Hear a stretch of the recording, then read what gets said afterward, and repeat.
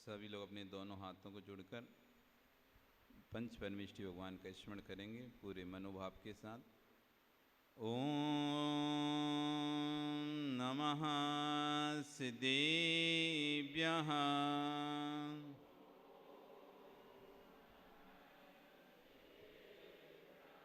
ओम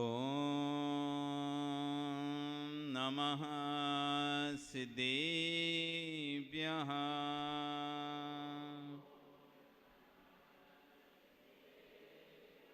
ओम नमः सिद्धेभ्यः।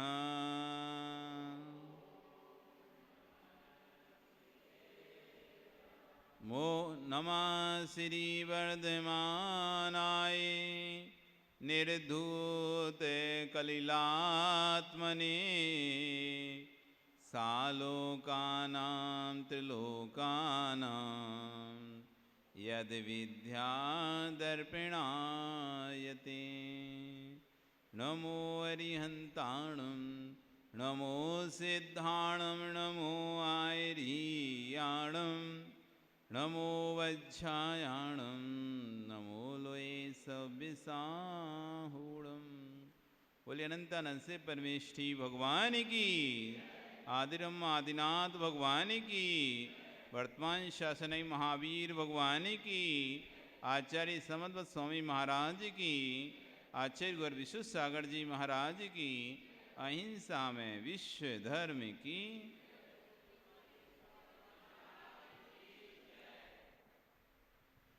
बंधु, कल यहाँ पर हमने निसंकित अंग के बारे में समझा था।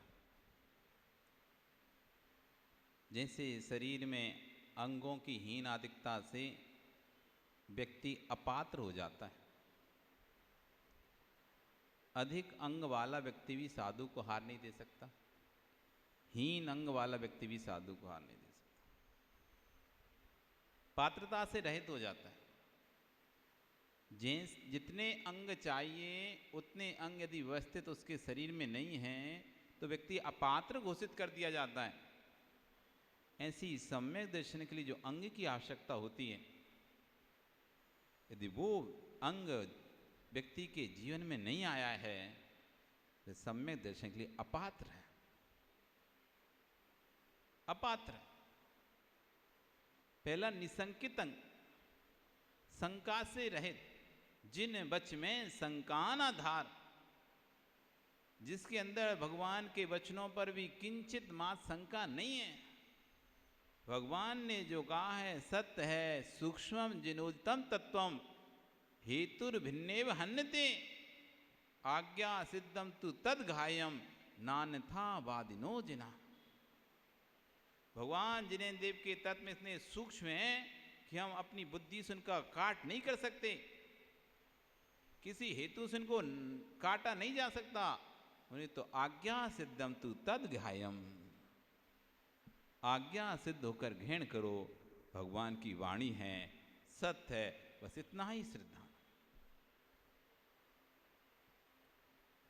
अविरत सम्यक दृष्टि जीव का जब लक्षण कहते हैं ना, चौथे गुणस्थान वर्ती जीव का आचार्य भगवान नेमिचंद स्वामी महाराज गौमंड सार जीव कांड जी में लक्षण बताते हैं कि चौथा गुणस्थान वर्ती सम्यक दृष्टि जीव का लक्षण क्या है, क्या उसका त्याग है, किन किन चीज़ों का त्याग रहता है, किन किन चीज़ों का त्याग नहीं रहता, क्या खा सकता है, क्या नहीं खा सकता, क्या भोग सकता है, क्या नहीं भोग सकता। जब प्रश्न किया गया उनसे कि जैसे वृत्ति होता है, वृत्ति व्यक्ति के जीवन में बदलाव आ जाते हैं ना, कि अब बाजार का नहीं खा रहा, ये नहीं खा रहा, वो नहीं खा रहा, भोगों की सीमा हो गई, परिग्रह का परिमाण होगा, सब कुछ उसके हो गए, महावृत्ति के और व्रत बढ़ गए, पूरे 5 पाप का त्याग हो गया। इस तरह से सम्यक दृष्टि जीव का क्या लक्षण बनाया जाए। तब आचार्य वन नेमिचंद स्वामी सिद्धांत चक्रवर्ती देव आचार्य नेमिचंद स्वामी, जिन्होंने गोमटेश की बाहुबली भगवान की प्रतिमा का प्रतिष्ठापन किया था। आज जो गोमटेश में बाहुबली भगवान जो खड़े हुए हैं, उन गोमटेश बाहुबली भगवान की स्थापना सूर्य मंत्र देने का कोई सौभाग्य प्राप्त हुआ था आचार्य नेमिचंद सिद्धांत चक्रवर्ती देव को। बड़े बड़े 60 खंडांगम ग्रंथ साबकों को पढ़ने के अधिकार नहीं है। तो चामुंड राय कहता है कि ये बड़े बड़े ग्रंथ हम नहीं पढ़ सकते, तो फिर हम तो वंचित रह जाएंगे भगवान की वाणी से। तभी उसी बड़े बड़े ग्रंथों से निकालकर आचार्य नेमिचंद स्वामी ने गोमटसार जीव कांड की रचना की, गोमटसार कर्म कांड की रचना की। गोमटसार मतलब गोमटेश भगवान, ऐसा मान लो। गोमटसार जीव कांड, गोमटसार कर्म कांड, छपड़ासार, लब्धिसार, ये बड़े बड़े ग्रंथों की रचना की उसमें, जिसे श्रावक लोग पढ़ सकें। उस ग्रंथ में जब सम्यक दृष्टि जीव की परिभाषा करते हैं आचार्य भगवान, नो इंद्रियेषु विरदो नो जीवे तसे थावरे बापी जो सद्धि जिणोत्तम सम्मा इट्ठी अविर दोषो। कम से कम पढ़ नहीं पा रहे इन ग्रंथों को, सुनी लो। अपनी पर्याय में धन्य है, गुरु का जितना स्मरण करें, जितना उपकार माने गुरु का, उतना कम है। उन्होंने हमें अपनी पर्याय के प्रचार में नहीं लगाया। गुरु ने हमको अपनी पर्याय के प्रचार में नहीं लगाया कि तुम गुरु की पर्याय का प्रचार करो। उन्होंने हमें किसी मठ मंदिर में नहीं लगाया, तुम इस मठ मंदिर को बनाते रहो। उन्होंने हमें ज्ञान उपयोग में लगाया। जिन ग्रंथों के नाम हमने कभी नहीं सुने थे अपनी जीवन में, पढ़ने की बात तो दूर है धर्मचंद जी, नाम नहीं सुने थे, बस यही पता था पूजा पाठ कर लिया, लाल जिनवाणी वो जिनवाणी है, थोड़ा पूजा पाठ उसमें जो स्त्रोत में स्त्रोत पाठ हैं, भक्तांबर, छह ढाला, ये कल्याण मंदिर, स्त्रोत विसापा, जो 4, 6, 10 स्त्रोत हैं उसके अंदर 10-15 पूजन है, वो पूजन है, वो पाठ, मंगलाष्टक वगैरह, बस इसी को समझ लेते, इतना ही है आगम हमारा। पूजा पाठ विधान प्रतिष्ठा के बस 2-4 ग्रंथ पढ़ लिए, अपने आप को पंडित समझते थे हम। बड़े प्रकांड विद्वान हैं। संघ में जब पहुंचे, जब ग्रंथों को देखा, जिनवाणी को देखा, ग्रंथों के नाम कभी सुने नहीं हमने अपनी जिंदगी में। जब उन ग्रंथों को पढ़ा है, गुरु को उपकार है, उन्होंने अपने प्रचार में हमको नहीं लगाया। वो चाहते तो हमें प्रचारक बना सकते थे अपना। हम तो गुरु के पास आ गए थे ना, वो चाहते तुम्हें कुछ नहीं करना, जाओ गांव गांव जाओ, हमारा प्रचार करो बस। वो चाहते तो कहते ठीक है, एक काम करो, ये मंदिर बन रहा है, तुम जगह जगह से पैसे इकट्ठे करो और यहाँ भेजो। उन्होंने किसी मठ में नहीं फंसाया अपने शिष्यों को, उन्होंने किसी प्रचार में नहीं फंसाया अपने शिष्यों को, क्रिया कांड में नहीं फंसाया कि जाओ जगह जगह बस पूजा पाठ कराते रहो, होम विधान कराते रहो, बस यही करना, तो कोई काम नहीं है जा जाके विधान कराना जगह जगह, नहीं। उन्होंने हमको ज्ञान अध्ययन में लगाया। स्पष्ट संग में बोलते हैं, पढ़ लो गुरुजी, पढ़ लो, पढ़ लो, जितना मेरे पास रह के पढ़ना है पढ़ लो, तुम ये समाज की व्यवस्थाओं में मत उलझो, हम कर लेंगे, हम संभाल लेंगे समाज को, लोगों को संभाल लेंगे, तुम बस पढ़ाई करो, पढ़ाई करो। तो गुरुजी पूरे संघ को बस अभिक्षण ज्ञान उपयोग में लगाए रहते हैं। पढ़ो पढ़ो पढ़ो, दिन भर पूरे दिन प्रवचन सुनो, पढ़ो प्रवचन सुनो, पढ़ो प्रवचन सुनो, पढ़ो। ये तुम्हारे अभी विद्या अध्ययन का काल चल रहा है। तपस्या पर भी ज्यादा नहीं देते है, आप तपस्या करना, अभी ज्ञान अध्ययन का काल चल रहा है, अभी बुद्धि विवेक काम कर रहा है, अभी पढ़ लो। फिर एक उम्र के बाद फिर याद नहीं होता। लोगों की, हर व्यक्ति की एक ही शिकायत है, महाराज जी याद नहीं रहता।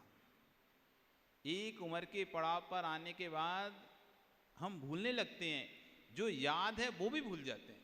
नया याद तो छोड़ो, पुराना भी जो याद है हमको, वो भी विस्मरण होने लगता है एक अवस्था आने के बाद। मशीन है, मशीन, इस शरीर मशीन है, कितनी भी अच्छी से अच्छी मशीन ले आओ, पुरानी होने पर उसकी कार्य क्षमता कम होने लगती। पवन जी, आप कोई मशीन ले आओ, अच्छी से अच्छी गाड़ी भी ले आओगे, अच्छी अच्छी मशीन ले आओ, समय धीरे धीरे पुरानी होती मशीन तो उसकी कार्य क्षमता कम होने लगती है, नई मशीन की आवश्यकता तभी तो पड़ती है। यदि पुरानी चलती रहती तो फिर नई आती नहीं कभी। नवीन मशीन आ रही, इसका मतलब क्या है, अब महाराज जी इसकी बहुत उपयोग हो गया, अब तो इसकी कार्य क्षमता खत्म हो चुकी है।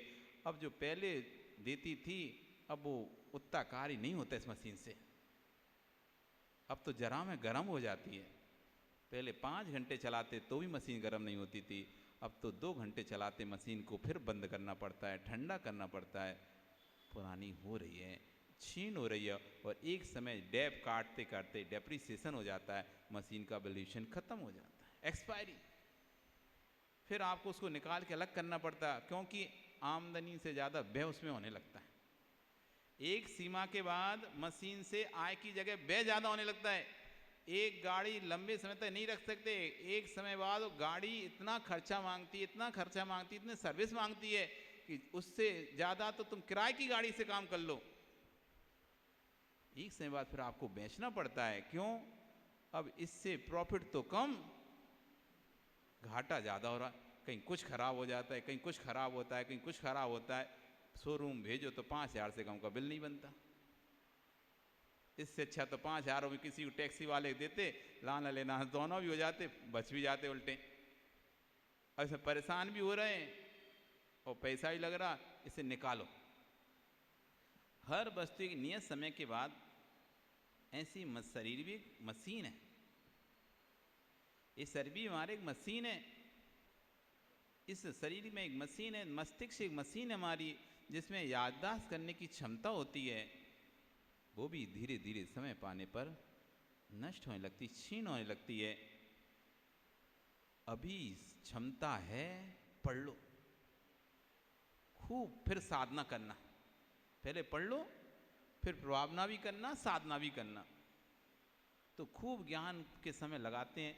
गुरुदेव का उपकार है, उन्होंने ऐसे ऐसे ग्रंथ पढ़ाए, ऐसे ऐसे ग्रंथ पढ़ाए हैं जो आज वर्तमान में संघों में दुर्लभ हैं, कोई नहीं पढ़ाता। न्याय के ग्रंथ तो विलुप्त हो गए संघों से। जब संघों में नहीं पढ़ाते तो श्रावकों में क्या पढ़े होंगे। जब संस्कृत प्राकृत के विद्वान साधु लोग नहीं पढ़ते उनको, तो श्रावक जो जानते नहीं बेचारा, वो क्या पढ़ेगा उनको। पर वो ऐसे दुर्लभ दुर्लभ ग्रंथ, परीक्षा मुख, कभी नाम नहीं सुने आज तक हमने उन ग्रंथों के। वो ऐसे ग्रंथ जैसे ही संघ में प्रवेश किया तब से उन्होंने पढ़ाना शुरू किया।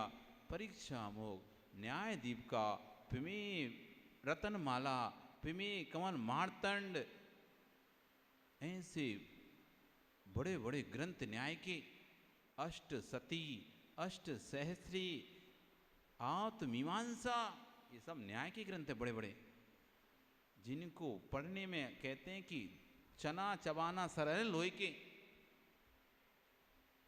लेकिन इन ग्रंथों को पढ़ना कठिन है।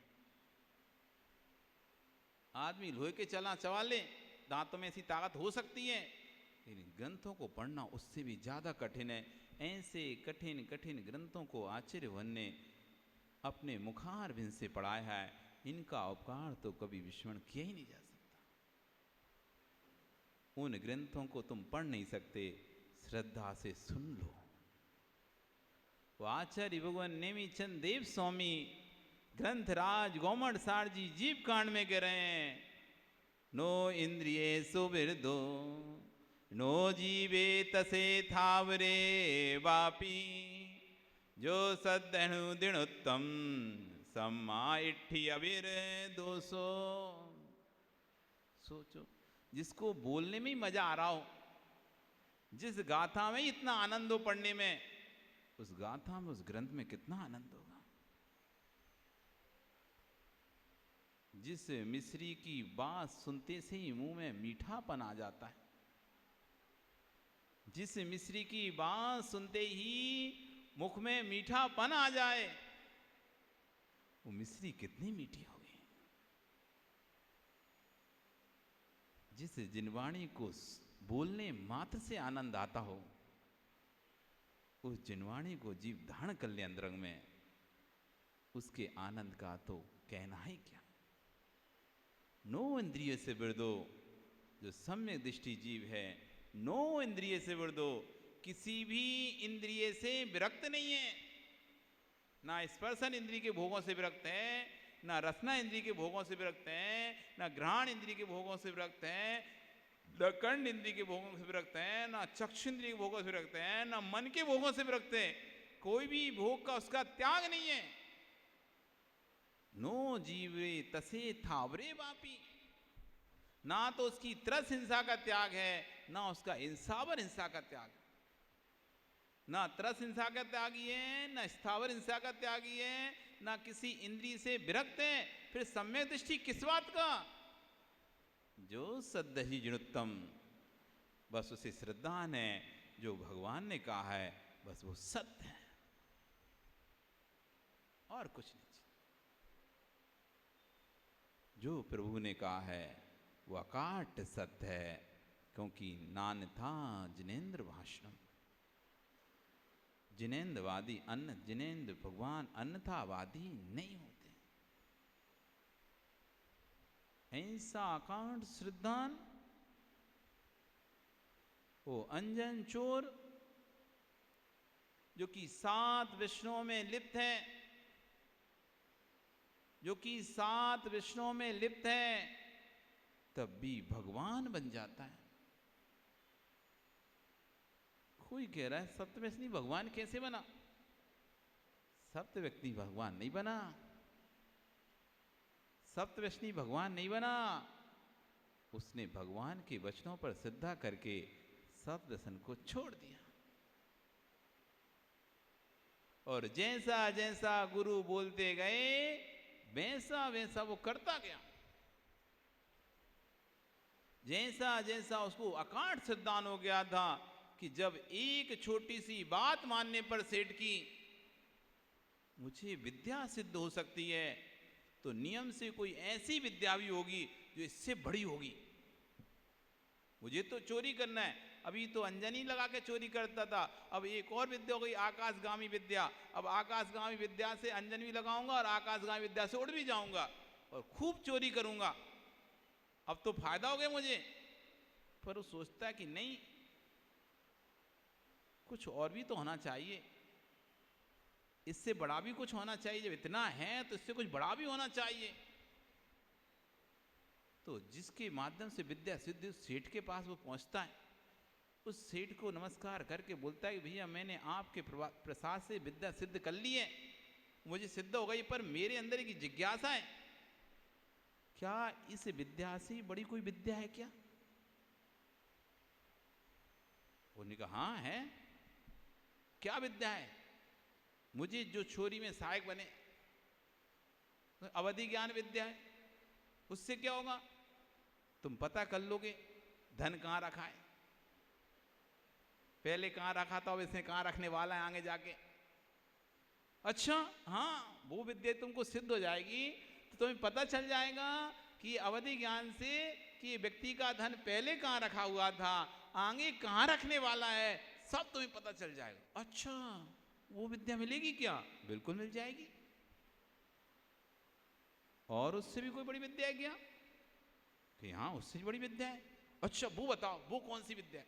अब तो उसके अंदर आ गया, मैं सबसे बड़ी विद्या हासिल करूंगा जिससे कि मुझे चोरी करने में आसानी। अभी डर बना रहता है, अभी डर बना रहता है कि सफाई कभी पकड़ ले, फांसी ना लटका दें। कोई ऐसी विद्या और भी इससे बड़ी कि हाँ मन पर ज्ञान विद्या है।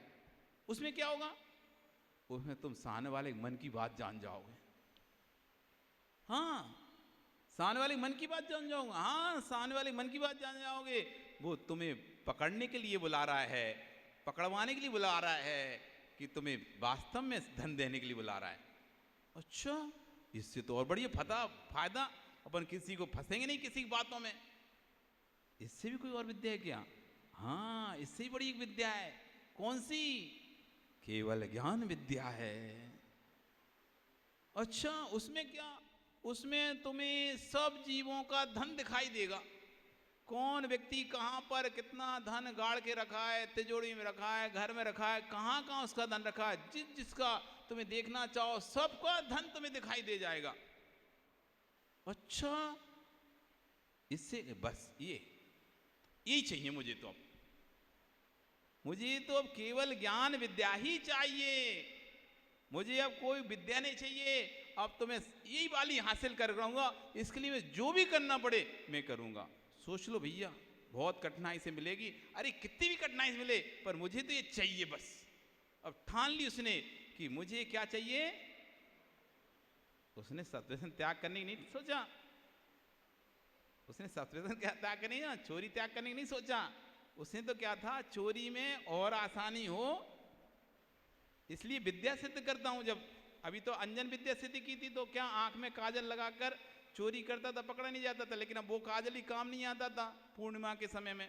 तो अभी फंस गया था एक बार, तो उसने कहा कोई और विद्या, तो दूसरी विद्या सिद्ध होगी उसका आकाशगामी, अब इसमें आकाश में उड़ सकता है। तो सोच रहा था और भी और अच्छी अच्छी सिद्ध कर ले रहे, क्या जाता है। अब केवल ज्ञान विद्या उसके दिमाग में चढ़ गई। जैसे कभी कभी तुम्हारे दिमाग चढ़ जाती ना, यही साड़ी खरीदना है अब चाहे कछु हो जाए, अब तो ये साड़ी खरीदना है, ये काम करना है, ऐसे ही करना है। अब तो दिमाग में बस एक बार चढ़ जाए फिर तो भैया तुमने जानी कैसे करोगे। बाल हट, साधु हट, स्त्री हट, राज हट, 4 हट तो प्रसिद्ध हैं जगत में। राजा हट पे आ जाए अपनी, फिर को तो उसको जो करना है सो करेगा। बालक बच्चा हट पे आ जाए, रोने लगे, मचल जाए, अब तो तुम कितना ही मोबाइल भी दे दो, कुछ भी दो, नहीं उसे तो चॉकलेट खानी, तो चॉकलेट जब तक दोगे नहीं, अब नहीं होना चुप उसे। अब तो मार लो, पीट लो, ठोक लो, जो करना है सो कर लो। अब तुम उसने तो हट पकड़ लिया, अब चाहिए तो यही चाहिए, कितना कुछ कर लो, आंखें दिखा लो, कुछ भी कर लो, वो नहीं। अब तो रोना बंद नहीं हो रहा, आखिर तो दया आके नहीं भैया दे दो, निपटा, चलो चुप करो इसे। पर बालक हट जगत में प्रसिद्ध नहीं हटे, साधु हट, साधु हट कर ले, ये चाहिए तो फिर उसको प्राप्त करके ही रहता है। और स्त्री हट, महिलाएं ठान लें कि ये चाहिए तो फिर तुम्हारा तो महल हिला देगा पूरा, ध्यान रखना। इसलिए तो इनका नाम महिला है। महिला क्यों नाम पड़ा है पता है? आचार्य भगवंतों ने नाम माला में नाम के अर्थ लिखे, उसमें महिला नाम का अर्थ लिखा, महिला जो मोक्ष का पूरा महल हिला दे उसका नाम महिला। तो जो तुम्हें हिला दे पूरी तरह से। अब हट में आ गई, अब हट में आ गई, अब तो तुम्हें दिलाना ही पड़ेगा, नहीं तो खाना पानी सब बंद, सुख शांति चैन आराम सब बंद, जीना नमस्कार हो जाएगा। तो हट, अब उसे तो हट आ गई कि नहीं मुझे तो अब केवल ज्ञान विद्या ही प्राप्त करनी, कोई नहीं चाहिए और विद्या, सब विद्याएं खत्म, अब तो केवल ज्ञान विद्या। क्योंकि अवधि ज्ञान से बड़ी मना परे ज्ञान विद्या थी, मना करे ज्ञान से केवल ज्ञान विद्या हो, तो इन सबसे बड़ी विद्या ही हासिल करेंगे। इतना मेहनत करें, प्रसाद करें और छोटी पढ़ें, फिर वापस से फिर से करना पड़े, क्या करना पड़ेगा? कुछ नहीं करना पड़ेगा। साधु महाराज हैं, उनके पास जाना पड़ेगा। अच्छा, साधु महाराज पास जाना पड़ेगा, ठीक है, अब तो सिद्ध करना है तो कुछ भी करेंगे। साधु महाराज के पास जाता है, महात्मा जी नमस्कार करता है, महात्मा जी मुझे केवल ज्ञान विद्या चाहिए। उसे देखते हैं महात्मा क्या चाहिए, दोबारा से बोलो। केवल ज्ञान विद्या चाहिए, बताइए मुझे क्या करना होगा। अरे वो तो बहुत कठिन परिश्रम से प्राप्त होती है, ऐसे ही नहीं मिल जाती, उसके लिए तुम्हें कपड़ा उतारना पड़ेगा, सब अवक्ष आदि पदार्थों का त्याग करना पड़ेगा, सप्त वैष्णव का त्याग करना पड़ेगा, सारी चीजों को तुमको छोड़ना पड़ेगा, तब जाके केवल ज्ञान विद्या मिलेगी। छोड़ दूंगा पर मुझे चाहिए विद्या, आप बोलो क्या करना है। बस उसने तो ठान ली, जैसा आप बोलोगे हम वैसा वैसा करते जाएंगे। 5 पापों का त्याग करना, ठीक है किया। अमुक त्याग, ठीक है किया। मुनि दीक्षा लेने पे, ठीक है ले लेंगे, मुनि बन गए। अब तुम्हें अमुक जाप का ध्यान करना है, अमुक मंत्र का ध्यान किया, ध्यान करेंगे। अब तुमको धीरे धीरे धीरे करके आत्मा का ध्यान करना है, मैं आत्मा का भी ध्यान करूंगा। वो आत्मा का ध्यान में लीन हो जाता है। गुरु के निर्देशन से करता रहता है, करता रहे, सिद्धांत हो गया था। अब गुरु जी ने बताया वैसा करेंगे तो पक्के में विद्या सिद्ध होगी। बस इतना कांट सिद्धांत था कि वो जैसा कहें बस मुझे वैसा करना है, और वो करता जा रहा है, करता जा रहा है। जैसा जैसा बोलते जा रहे हैं गुरु जी, वैसा वैसा करता जा रहा है। बेटा ध्यान करो। कैसे करूं ध्यान? मुझे तो ध्यान नहीं आता। तुम ध्यान करो, आत्मा का ध्यान। कैसे होगा आत्मा का ध्यान? बताते कैसे, बोलो। भैंसो हम, क्या बोल रहा वो? भैंसो हम। तुम चिंतन करो, मैं भैंस हूं, ऐसा चिंतन करो। ठीक है गुरुजी, चिंतन करता हूं। वो भी चिंतन कर रहा है। भैंसो हम, भैंसो हम। भैंसो हम के ध्यान में इतना गहरा लीन हो जाता है। भैंसो हम, भैंसो हम, भैंसो हम। गुरुजी कहते हैं बेटा उठ जाओ, आ जाओ वापिस। एक कोठर में बैठा हुआ था, बोलता है गुरुजी कैसे आऊं, ये सींग फंस गए हैं। अब वो भैंसो हम के ध्यान में इतना लीन हो गया, उसने अपने आप को क्या समझ लिया, मैं भैंस हूं, और भैंस के सींग फंस गए कोठर में। गुरुजी कैसे आऊं, ये सींग तो फंस गए मेरे, निकल नहीं पा रहा मैं कोठर से। गुरुजी समझ गए अब तू ध्यान के योग हो गया है। इतना ध्यान में लीन हो गया, इतना ध्यान में लीन हो गया कि वो भैंसों हम का ध्यान करते करते स्वयं को भैंस ही मान लिया। मनुष्यो हम, बोल बेटे, बोल शिष्य। मनुष्यो हम, मनुष्यो हम। वो ध्यान करने लगा वापस। मनुष्यो हम, मनुष्यो हम, मनुष्यो हम। थोड़ी देर आ जाओ, बस उठ के आ जाता है। अब क्यों, मनुष्य तो निकल सकता था ना उसमें से। भैंस के सींग फंस रहे थे, मनुष्य के थोड़ी ना सींग होते हैं। आ गया। अब तुम ध्यान करो। क्या ध्यान करूं? सिद्धो हम, सिद्धो हम, सिद्धो हम, सोहम, सोहम, सोहम। वो ध्यान में लीन हो गया, सिद्ध हम के ध्यान में हो गया, सोहम के ध्यान में हो गया। लीन होते होते आत्मा में लीन हो गया और सभी कर्मों का क्षय करके केवल ज्ञान विद्या को प्राप्त कर लिया। केवल ज्ञान विद्या को प्राप्त कर लिया, भगवान बन गया। किधर सप्त विष्णु का सेवन करने वाला जीव, 5 पापों में लिप्त रहने वाला जीव, 7 विष्णु में, चोरी विषण में कोई भी विषण नहीं छूता, उसमें लिप्त ना रहता हो, सप्त विष्णु में लिप्त रहने वाला जीव सिद्ध हम का ध्यान करते करते सिद्ध बन गया। सिद्ध बन गया, सिद्ध। ओ विनायका जी, सिद्ध बन गया, सिद्ध। आप सोचो किस बात पर सिद्ध बना वो? जैसा गुरु कह रहे हैं बस वैसा करना है।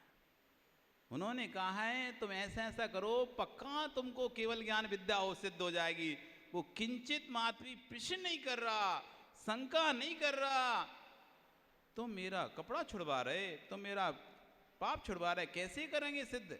नहीं, जो बोलो अज्ञा प्रमाण सिरोधार्य, जो बोलते जा रहे हैं वो करता जा रहा है, जैसा बोलते गए वैसा करते गए। ये है निसंकित अंग। शंका नहीं थी उसके अंदर, किंचित मात्र। ये तो गलत है, ये तो ऐसा है, ये तो वैसा नहीं। मैंने गुरु को सौंप दिया अपने आप को।